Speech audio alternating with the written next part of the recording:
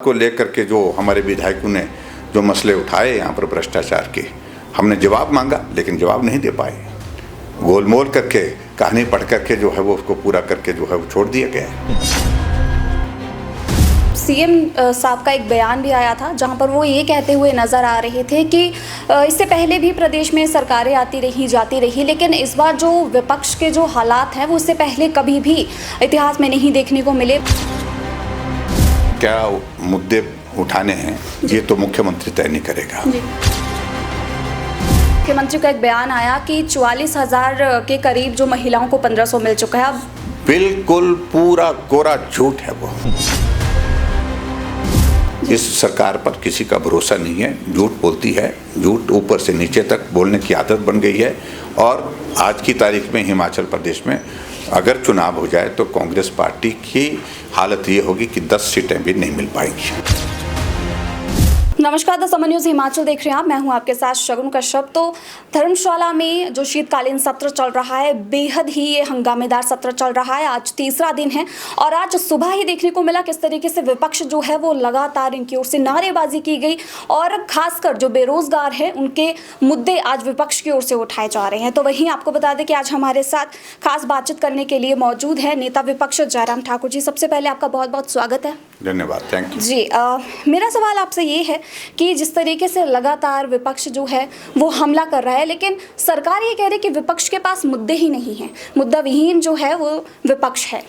जब जवाब देने की स्थिति में सरकार हो नहीं पा रही है जी, तो स्वाभाविक रूप से वो उसका कहना यही रहेगा। और हमने भ्रष्टाचार के मसले को लेकर के उनसे जब प्रश्न पूछे, जवाब नहीं मिल पाए हमें जी।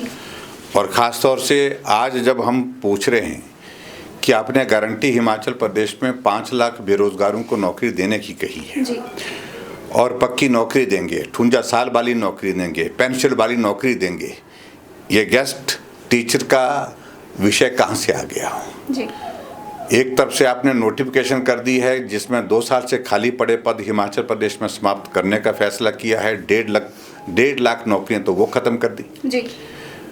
और उसके बाद 2 साल का कार्यकाल समाप्त होने के बाद किसी बेरोजगार को नौकरी मिली नहीं। नौकरी मिली तो दोस्तों को मिली, साथियों को मिली, कैबिनेट के दर्जे के साथ मिली और कुछ परिवारों को मिली। इसके अलावा कोई किसी को नौकरी नहीं मिली हिमाचल प्रदेश में। ये हकीकत है। क्या ये मुद्दा नहीं है? क्या इसको विपक्ष वाले मुद्दा नहीं मानते हैं? भ्रष्टाचार के गंभीर आरोप जिस पर हमने स्थगन प्रस्ताव दिया था नियम 67 के अंतर्गत, 2 दिन चर्चा उसमें हुई। एक एक बात को लेकर के जो हमारे विधायकों ने जो मसले उठाए यहाँ पर भ्रष्टाचार के, हमने जवाब मांगा लेकिन जवाब नहीं दे पाए। गोलमोल करके कहानी पढ़ करके जो है वो उसको पूरा करके जो है वो छोड़ दिया गया है। कार्रवाई करिए जिन मुद्दों को लेकर के हमने आरोप लगाए हैं। तो ऐसी स्थिति में हिमाचल प्रदेश सरकार की जो स्थिति जो हालात बन गए हैं तो हास्यास्पद है। फैसले वो लेते हैं, गलत फैसले, बिना सोचे समझे फैसले, अपरिपक्व फैसले, ऐसे फैसले लेते हैं जिससे जगहंसाई हो रही है। तो जब जगहंसाई हो रही है तो विपक्ष उन मुद्दों को लेकर के बात करेगा ही करेगा। जी।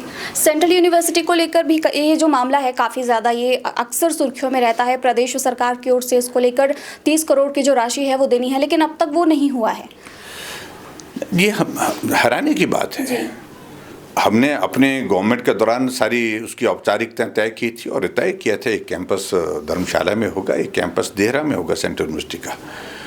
और उसके बाद ज़मीन तलाशी गई, ज़मीन की फॉरेस्ट की क्लियरेंसेस में वक्त लग गया और वो क्लियरेंसेस की सारी फॉर्मेलिटीज़ भी हमने अपने समय में पूरी की। तो उसके बाद एक ही काम रह जाता था, जो कंपनसेटरी एफॉरेस्टेशन का जो पैसा जमा होना था 30 करोड़ रुपए, वो जमा होना था। लेकिन वर्तमान सरकार पिछले 2 सालों से वो पैसा नहीं जमा कर रही। उसकी मंशा बड़ी साफ है कि वो धर्मशाला को वंचित करना चाहती है सेंट्रल यूनिवर्सिटी के उस कैंपस से। ये मैं बड़ा साफ कह रहा हूँ। जी।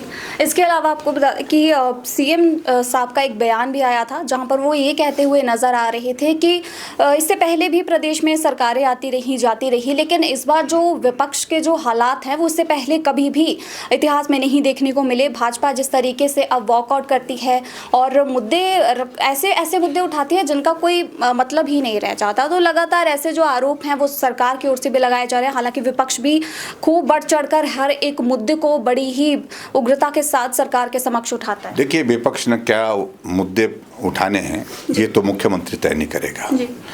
और मुख्यमंत्री इस बात की कल्पना उनको छोड़नी चाहिए कि विपक्ष उनके फैसलों की, गलत फैसलों की तारीफ करेगा।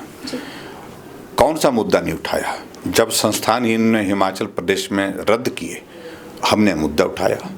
जब इनने हिमाचल प्रदेश में कर्मचारियों को सैलरी नहीं मिल पाई, पेंशन नहीं मिल पाई, ये स्थिति हिमाचल प्रदेश के इतिहास में पहली बार आई, तो हमने मुद्दा उठाया।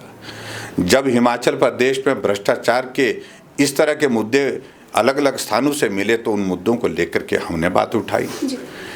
जब हम मुद्दे उठा रहे हैं, जो आपने गारंटियाँ दी है, उस पर आपका क्या जवाब है? जवाब उसके बावजूद भी उस पर कुछ नहीं बोलते हैं। 1500 को लेकर अक्सर विपक्ष की ओर से तंज कसा जाता है, आरोप किए जाते हैं, एक के बाद एक सवाल दागे जाते हैं। लेकिन हाल ही में मुख्यमंत्री का एक बयान आया कि 44,000 के करीब जो महिलाओं को 1500 मिल चुका है। अब बिल्कुल पूरा कोरा झूठ है वो जी, पूरा का पूरा झूठ है जी।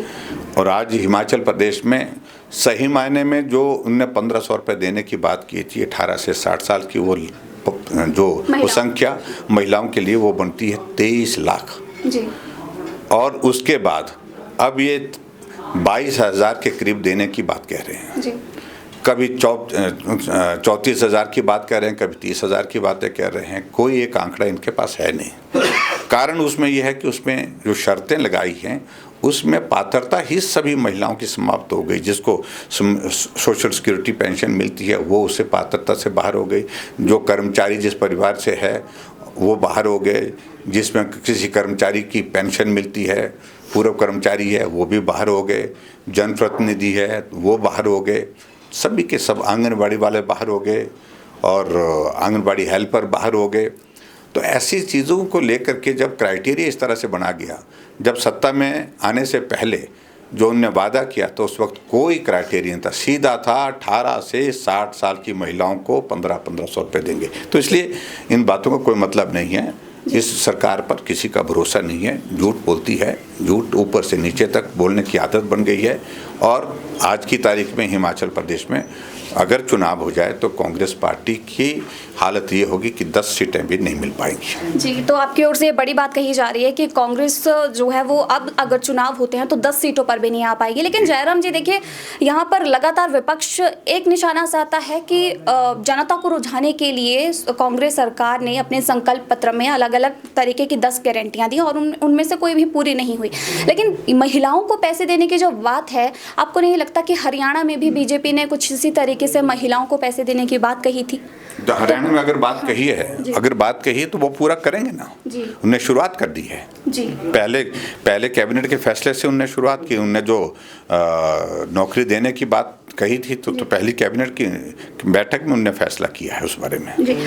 सीएम ये भी कहते हुए नजर आए कि हिमाचल में जो भाजपा है, हाईकमान से उन्हें दबाव बनता है, प्रेशर बनता है कि इस तरीके से हरकतें करिए, विपक्ष जो है वो नारेबाजी करे, हंगामा करे कि वो सुर्खियों में रहे। और कोई दबाव नहीं है। हम यहाँ पार्टी के एक डिसिप्लिन ऑर्गेनाइजेशन होने के नाते पार्टी में फैसले लेते हैं, स्वतंत्र फैसले लेते हैं, जो जेन्युइन मुद्दे हैं उनको उठाते हैं। बस यही मैं कहना चाहता हूँ। वो अपनी पार्टी में दबाव में रहते होंगे और सरकार दबाव में चल रही है और कई बार, एक बार नहीं अनेक बार फटकार उनको लग गई है। तो शायद उनको लगता है कि जैसा दबाव उनके ऊपर है वैसा सबके ऊपर है। तो इसलिए अपनी कल्पना से बाहर निकलना चाहिए। Thank you, please. Thank you. तो ये थे हमारे साथ नेता विपक्ष जयराम ठाकुर जी, जिनके साथ हमने खास बातचीत की कि किस तरीके से प्रदेश में जो सरकार है वो भी कहीं ना कहीं जो है वो विपक्ष के ऊपर इस बार उन्हें जितने भी उनके सवाल हैं उनके जवाब दे रही है। लेकिन दूसरी ओर हम अगर बात करें तो प्रदेश में जो विपक्ष है, भाजपा की सरकार है, वो एक के बाद एक जो उनके खिलाफ, सरकार के खिलाफ जो उनके जितने भी तमाम सवाल हैं उन्हें दाग रही है। और आगे किस तरीके से, इसी तरीके से जो प्रक्रिया है वो चलती रहेगी, आपको एक एक पल का अपडेट देते रहेंगे।